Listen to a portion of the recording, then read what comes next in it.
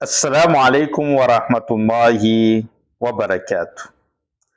Raha mpitso dia alatsinainy farany no sady mamarana an'izany volana masina Rajab izany. Ka raha ohatra ka natomboka antsika ny volana Rajab tamin'ny alalan'ny fifehezana an-tsitrapo isan-karazany, dia ndao ihany koa hifaranantsika ity volana masina Rajab ity amin'ny alalan'ny fifehezana ihany koa, mba ho tao anatin'ny fifehezana sy fanomponany Allah foana antsika nandritra an'izany volana masina Rajab izany.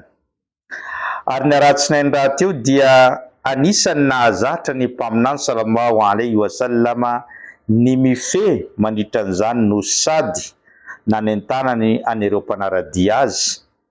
Rehefa nanontaniana nefa izy mahakasika an'izany dia namaly io no andro izay iakarany asa soa makany amin'ny Allah, ka tiako raha mba eo ampanatanterahana an'izany fifehezana zany ny tenako dia entin'ireo anjely miakatra any amin'ny Allah ny asa soa izay ataoko. Ary antsika rahateo ihany koa efa ray volana katroka tsy hahatongavan' izany volana Ramadany izany, ka tsara raha manao échauffement fanazarantena farany amin'izany fifehezana izany. Noho izany repin'ny Islam dia manentana antsika rehetra izay afaka manatanteraka ny fifehezana raha ampitso dia aoka izy hifehy an-tsitrapo sonina raha ampitso, fa lehibe dia lehibe ny fahasoavana azo amin'izany.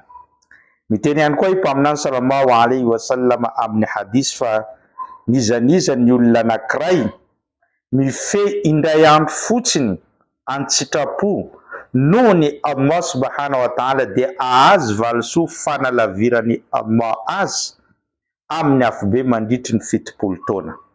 Ka izy amintsika tsy tia ahazo an'izany fahasoavana lehibe izany, izy amintsika tsy tia hanatanteraka ilay sonina nahazatra ny mpaminany, ary izy amintsika ihany koa tsy tia hanaraka amin'ny fomba amam-panao ny mpaminany, ka izay olona afaka mifehy dia mifeheza izy raha ampitso.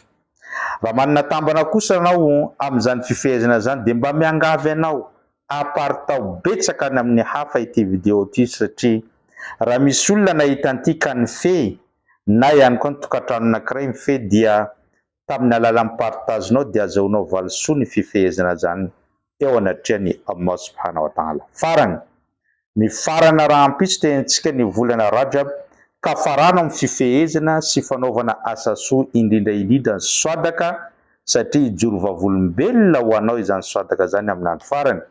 Ary tsy vitan'izany ihany koa fa ny swadaka izay voakanao dia ho lasa alokalokanao amin'ny andro farany mialohan'ny hitsarana ny olombelona rehetra amin'izany andro farany.